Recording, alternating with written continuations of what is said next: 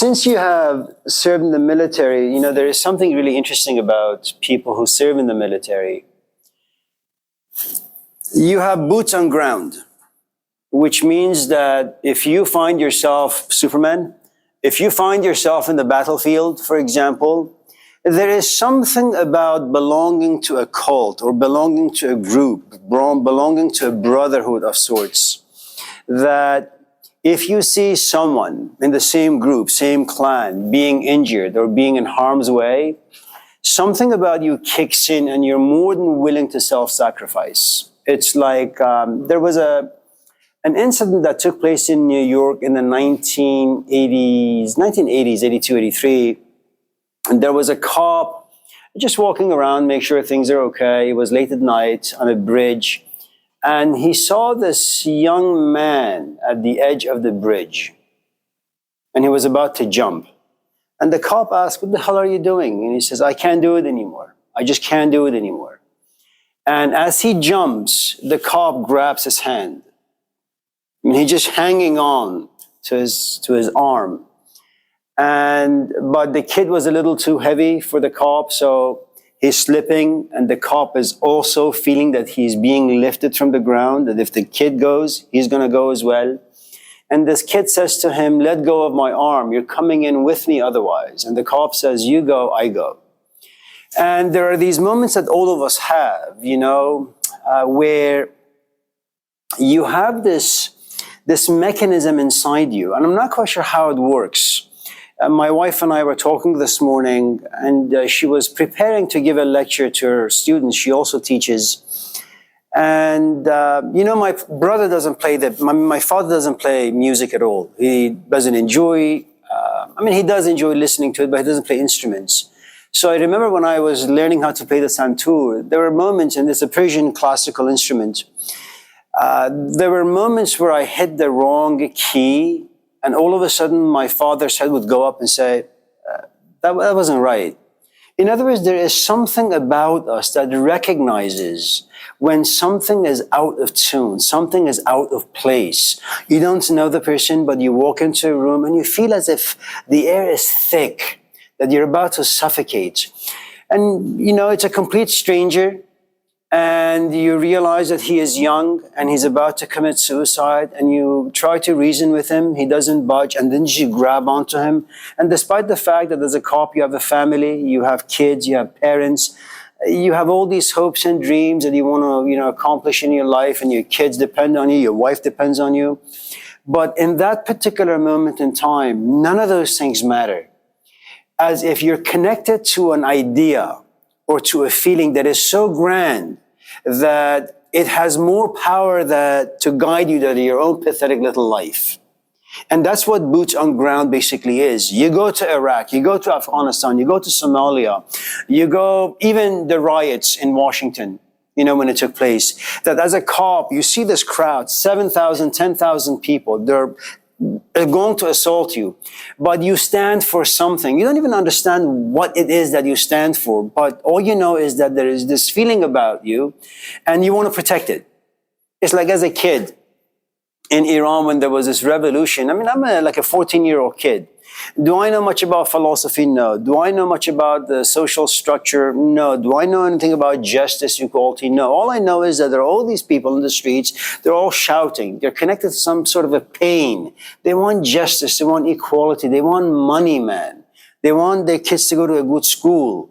And they realize that, all these politicians are grabbing money, from this pool where people just donate.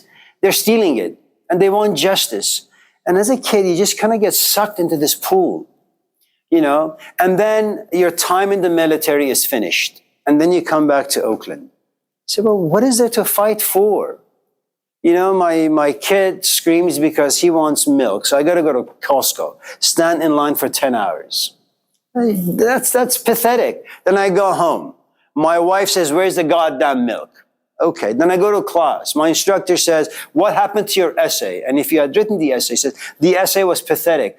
These are such futile, such infantile, such meaningless. They're important. But when you compare it to all the things you used to do in Iraq, saving people, protecting people, fighting for their rights, I mean, these are grand ideas that have been around for thousands of years, you know? And then you say, well, really, I just don't want to live in Oakland anymore. And you do something unthinkable.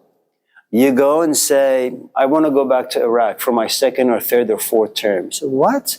You've served your time, man. Go back to just being a civilian. Civilian life has no meaning. It doesn't give me purpose. It's not grand. It's not important. I want to go and risk my life for something that is valuable. You know, if you can find that in your kids, that's good for you. If you can find that in your marriage, it's great. You know, but regular, normal, routine life really doesn't have very much to offer unless you're able to spice it up with something that transcends, you know, everyday life, and which is very, very difficult, especially if you're not seasoned. You know, so yeah, I'm not quite sure what the question was, but yeah. Anyways. Anything else? Oh, you were asking how to have a thick skin. I don't know if your kids hang out with their grandparents, whether on your wife's side or your side. Parents usually, they get worn out by their kids, you know, but then you take your kids to your grandparents and they break things and they scream and they have bucket after bucket of ice cream. And your father or your father-in-law kind of looks and laughs. And you say, as a parent, you're about to explode. And your father says, leave them alone. Why? Well, you know, the guy is 70 now, your father has been through the thick of it. He understands that these are just kids, and kids do what kids do. You know, just let them have fun. And that's one of the things about time. It just thickens your skin. You know, Mike Tyson, when he was young, he would just go nuts if someone just looked at him the wrong way. Now, at the age of 50-some, you can look at him the wrong way. You can talk nonsense to him. You can say all sorts of things. And maybe after an hour, when he gets really, really tired of your nonsense, he just kind of gets up and punches you a few times and you pass out. You know, it's really, really difficult to be 18, to be privileged, to be entitled, and to also have a thick skin. It doesn't work that way. No. Unless you're just a complete idiot. So, Ivy, what should we talk about today?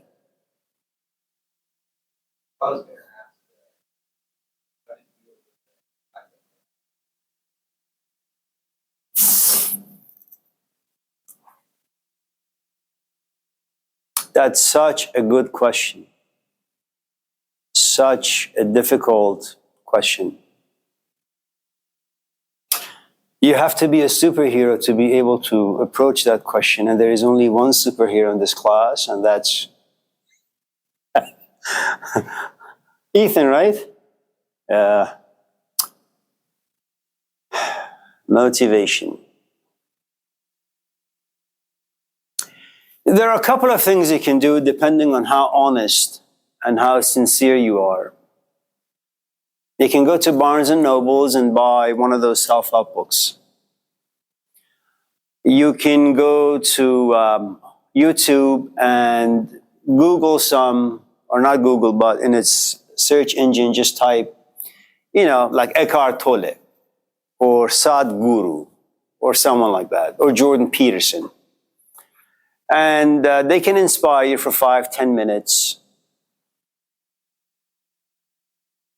Or you can do something that is very, very, very, very difficult, which is, and I don't recommend or encourage this at all, you pack up your bag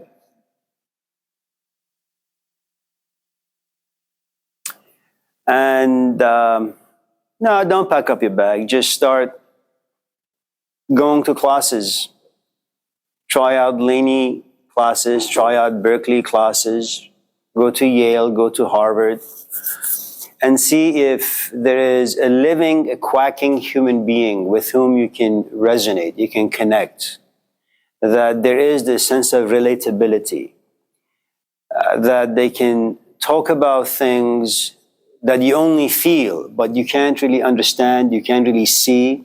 See, one of the nice things about someone like Jordan Peterson, for those of you who may not know who he is, he's a psychologist who used to teach at University of Toronto in Canada.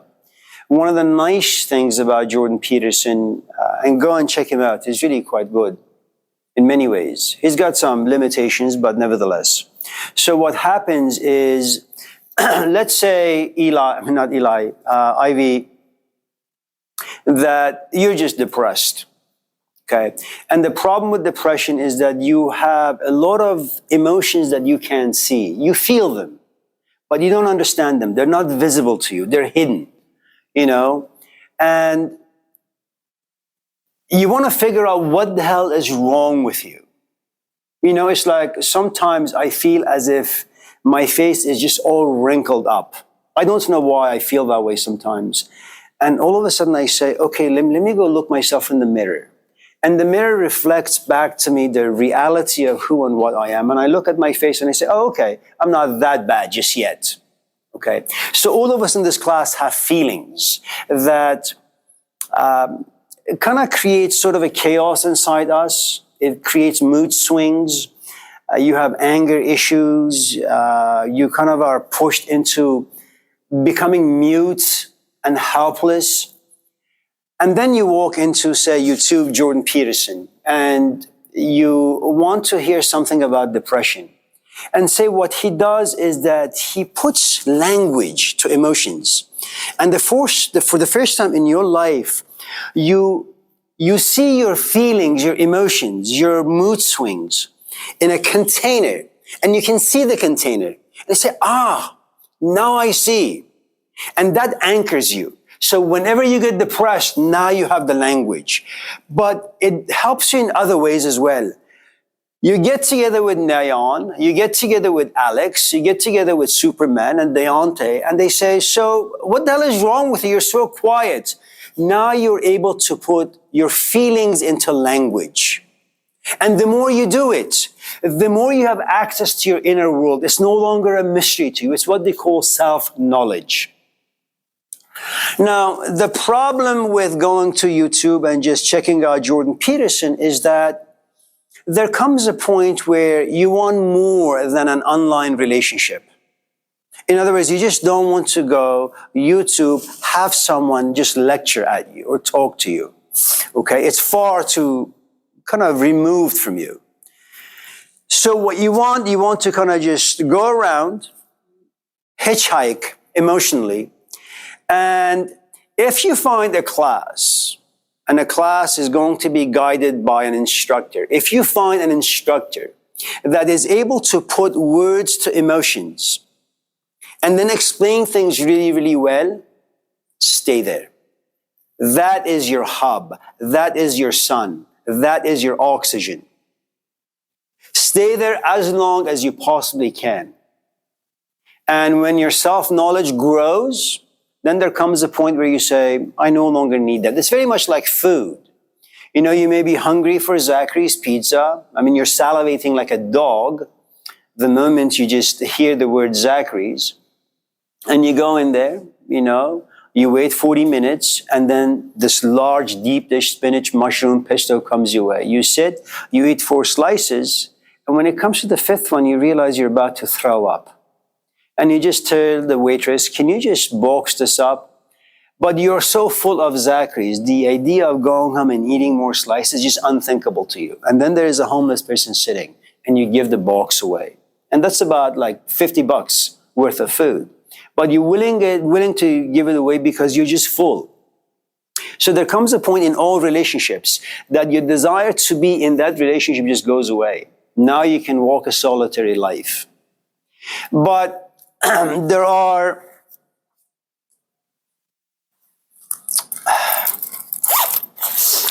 stages that you and I have to go through to find someone or something that motivates you. Couple of things about motivation. To be motivated to anything, whether to be motivated to go home and watch porn, or to be motivated to go home and call Neon to have coffee with, or to be motivated to go jogging. All acts of motivation find the roots in attraction. All of them do. That there is something about an idea, because going home and running is an idea, okay? Now, the idea of running is really, really attractive, okay? And then the attraction turns into a desire, okay? Now, the problem with privilege, and I don't know how privileged you are, the problem with life basically is the following. Let me just give it to you in a very, very, very simple and practical way so you can kind of understand. See, this is you. What you long, yearn, desire is to get wetted. Okay? Your desire for coffee, that's what you want. Okay? As long as you don't have it, you are dry. You are filled with angst. All you can think about is coffee.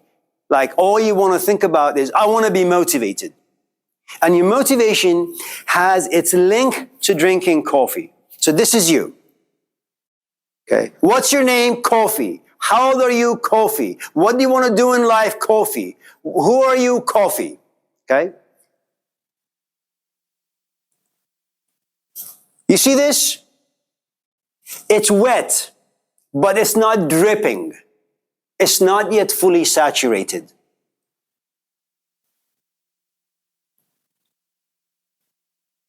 Drop by drop. Now it's a river. See, when you're like this, saturated, it's very difficult to motivate, inspire you to drink more coffee because you can't hold it anymore. Okay? Now, maybe there was a time that you liked to smoke. It was a way out for you. But you did once, twice, thrice, a week, 2 weeks, a month. After a while, it's like chasing a ghost. And for those of you who may not know how addiction kind of works, it begins with you, say, smoking a joint, all right? The first time, it feels really, really good. The third time, it doesn't feel as good. And your assumption is it's either bad weed or you need to just smoke more of it. So instead of doing 1 stick, you become like Snoop Dogg. You have 5 sticks. Then after a while, your body becomes adjusted. It knows what to do with 5 sticks, and the impact of smoking 5 joints is not as intense. So all of a sudden, it becomes like Snoop Dogg, a trunk of a tree. It's huge. As your body begins to learn how to manage, how to kind of figure out what to do with all the imposition of the things you're smoking, you become more resilient. Your body rejects more. Okay, so you have to increase the dosage. And the reason why you're doing this is in the drug world, we call chasing the ghost. You want the same experience, but you can no longer have it unless now you do coke. Do you see? And before you know it, you're addicted. There's no way out. Okay? Now,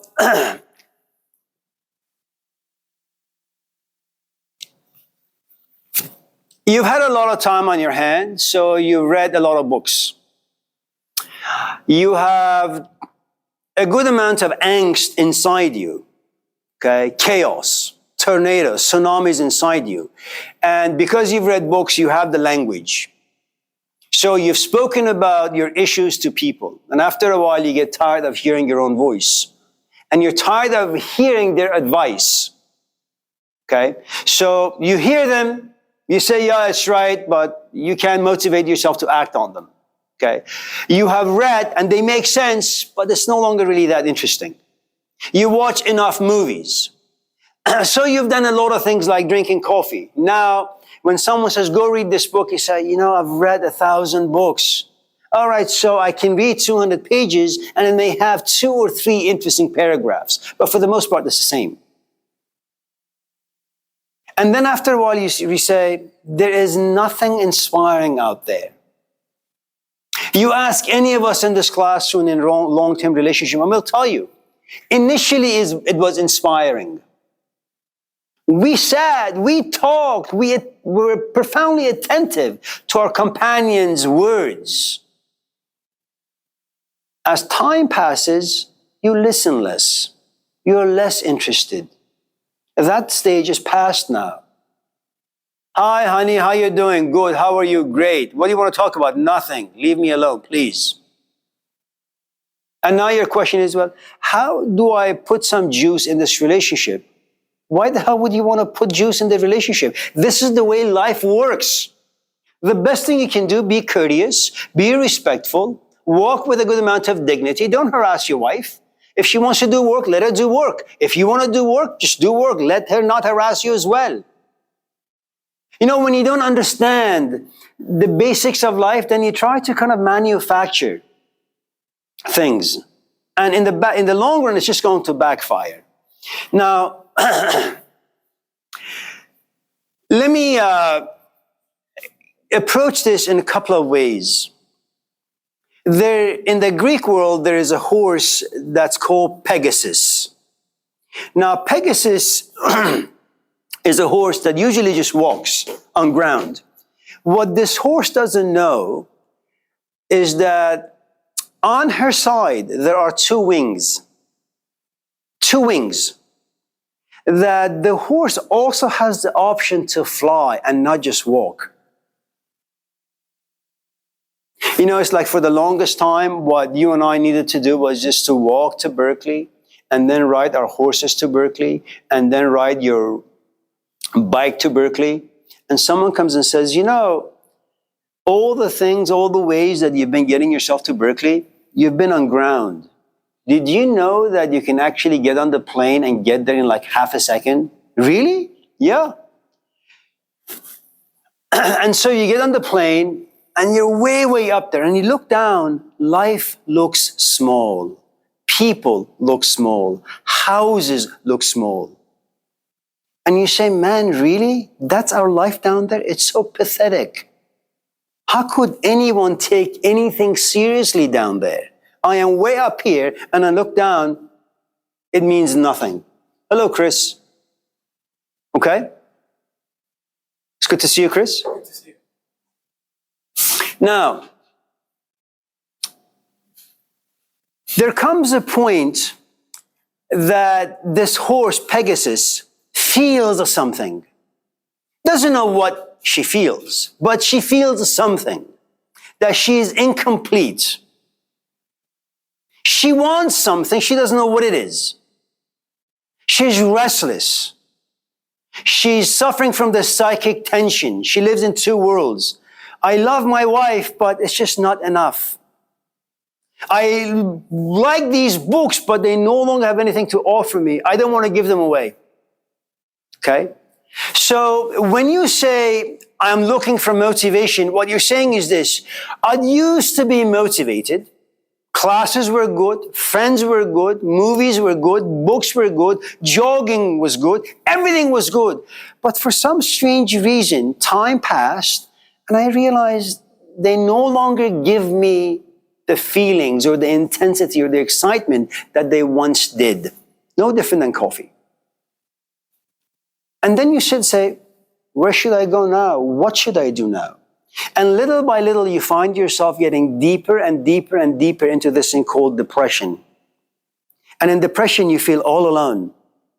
And, you know, the problem with being all alone in depression is that it doesn't make you noble, especially if you lack the ability to self-reflect and self-examine and get yourself out and be content and okay with being lonely.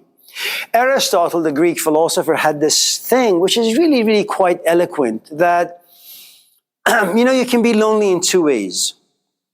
That you become so saturated with physical life, with being a civilian, where you fall into despair, and then you become really, really depressed. And then you act like a savage. Do you want to go out? Leave me alone. Well, do you want to talk about this? No. Buzz off. Okay? That you get to this place called loneliness in such a way that you are turned into a beast.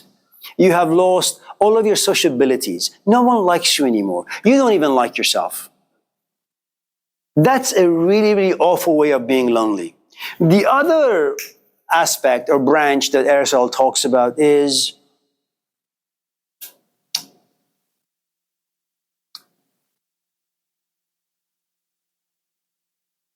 you've had lots of friends and you have come to a place where you say, I think I like to keep my own company because when I'm alone, I can sit, think, and write. Khalil Gibran is a Lebanese poet. He's dead now. He was also a drunk. We'll talk about that in a minute. I don't know if any of you in this class have ever read his works. You should. Just go online and Google Khalil Gibran and, just click on one of the links and just start reading his poetry and his prose. They're beautiful. And they asked him once, you have all these people around you, especially women all the time. Why not get married? Have a family? He says, sometimes I find myself in these reclusive moods. I walk into my room, I lock the door. I don't eat, I don't drink, I just smoke. And I write. Sometimes I don't come out for 2-3 weeks. What woman would be able to tolerate that? And this is a man who finds his own company enjoyable, creative, exciting, inspirational, that you can sit and you have this Costco called imagination. And in your imagination, you have all these aisles and you can go to any of these 50 aisles. And there is something you can write about, think about, feel about. You are able to inspire yourself. You are self-sufficient. Once in a while, you come out, you say, hello, how you doing? You go to Pete's, and you don't want people to talk to you because you live a very solitary life. You are rich. In other words, you don't want to talk to anybody because you can talk to yourself. You don't want anybody to talk to you because you can hear yourself and you like what you hear. Okay? So when you say, I can't find motivation in anything, what you're saying is, I'm slowly becoming a beast. And that's how all of us start. The quest for self-knowledge, the quest for self-understanding, the quest for contentment starts with you kind of being forced into this cage where you hate everything about your life. Nothing works anymore. And you want to figure out what the hell is wrong with you. And you try 1,001 different things. You get into fights. You start a screaming match with your mom, with your siblings, with your parents, with your friends. You go for a walk, it doesn't work. You read a book, it doesn't work. Nothing works. Okay. And of course, in this culture, what we do as an option is you either drink, you either smoke, you do porn, or you seek out a therapist, or you become religious. Okay. And in the long run, none of those things really work. Remember, we are like any other animal, Ivy, on this planet, that in order to survive, you need to be profoundly self-cunning. You have to be cunning. You have to be a politician. That's the only way you can survive. You may not like your boss, but you need the hours and you need the money. So despite wanting to slap him or her, you do the opposite. I really love your outfit. You're such a good person. Thank you for being so kind. You see? And your boss actually is, stupid enough to believe everything you're saying and says, yes, I'll give you a raise. What you really want to do is just stab him. Figuratively speaking.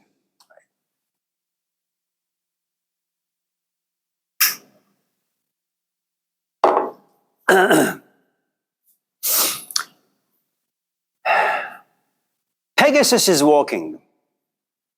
Instead of using Pegasus, let me just use you. Is that okay? Ivy is walking.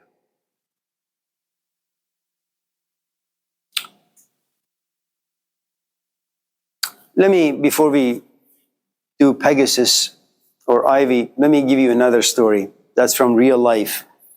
And it involves something that both Deontay and Neon enjoy. Not flowers, but fish. But they're part of nature, so they're both the same. There is this particular fish, and I think you may have tasted this fish, salmon. So salmon starts, its life as an egg, okay, on top of this like river. And the force of the water pushes the egg downstream. And by the time it reaches this pool of water, it's like a living, quacking fish. Enjoys its life, has lots of friends like you, has a house like you, has parents like you, laughs, cries, goes and watches movies, smokes, goes to Pete's and grabs coffee. The salmon does everything that you do. Salmon is wired in a very, very tragic way. At a certain point in salmon's life,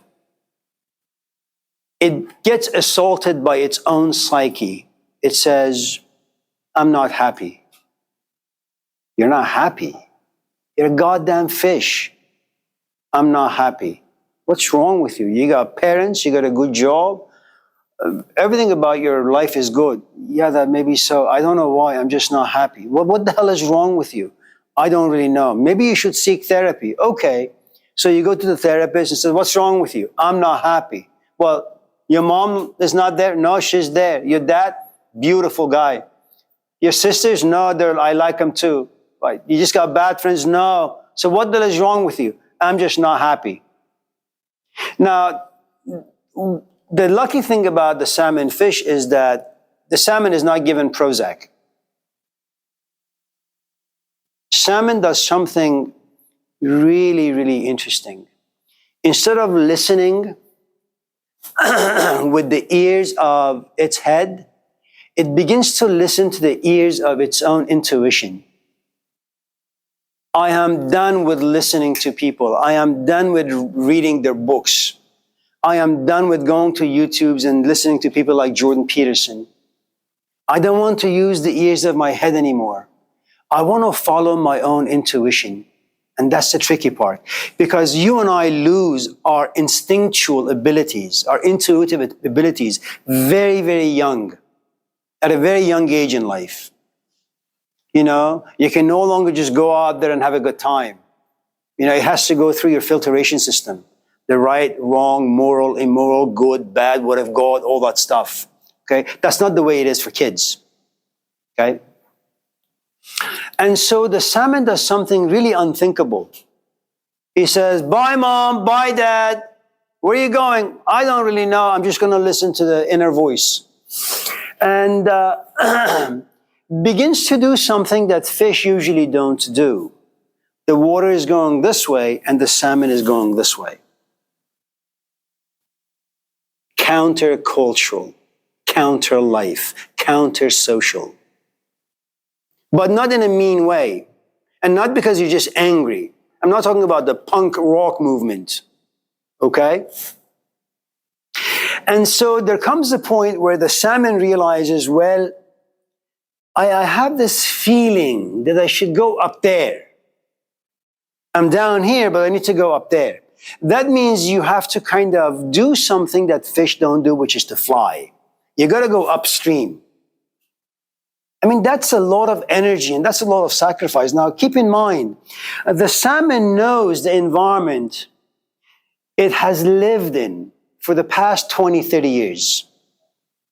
It's very difficult to walk away from that which is familiar because you create stories, you create narratives. It gives you identity and meaning. One of the nice things about the nomadic culture some 12,000 years ago, where there is no agriculture, there are no permanent settlements, is that you go where the food is.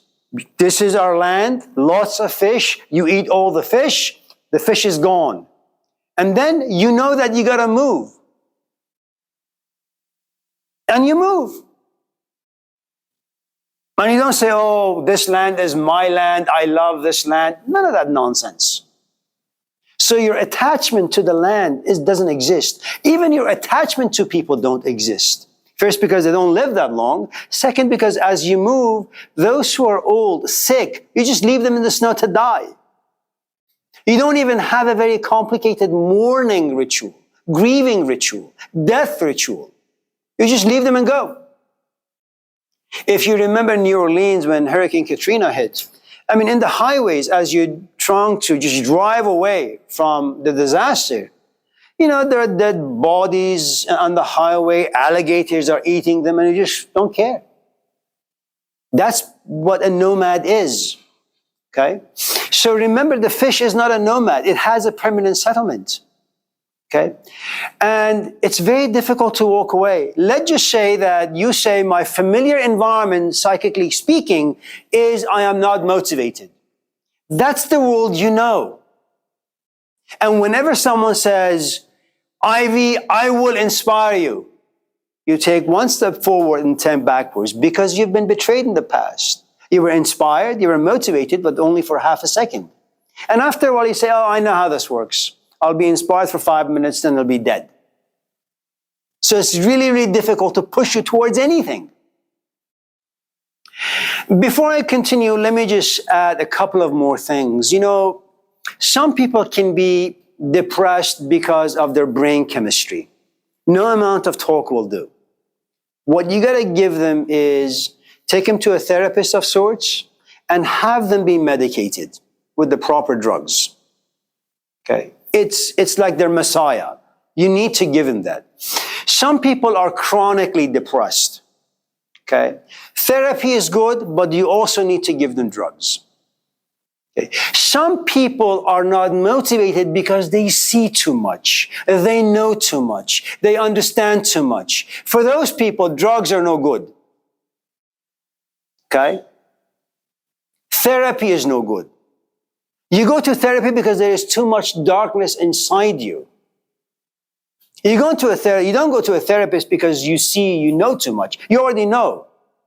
What is a therapist going to do? Tell you what? Tell you the things you know? No. Okay? So it's good for you to kind of figure out where exactly in these three kind of worlds you live. Maybe there is really nothing wrong with you. You just need like Prozac for a month. Who the hell knows?